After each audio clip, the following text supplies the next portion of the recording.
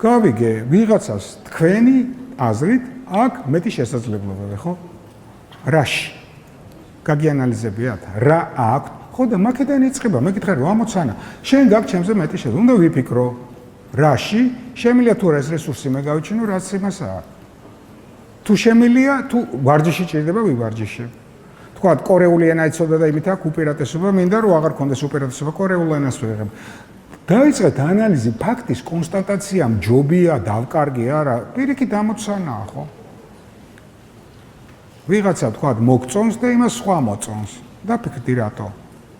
2 წუთში შეგიძლია ატრიალო სიტუაცია თუ ჭკვიანი ხარ და შენ თუ ჩამოყარე ხელი და წახვედი აუ ამან ის იცის, აი ესა.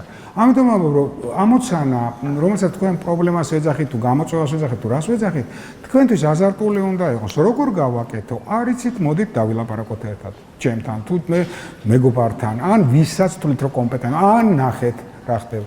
ყველა ვარიანტში გავითარდები და იმაზე უკეთესი ხდები, ვიდრე ცოტა ხნის წინ იყავი. ნახე დღეს არ იცოდი რაღაცა პატარა დაგემატა ცოტა წინ ხარ.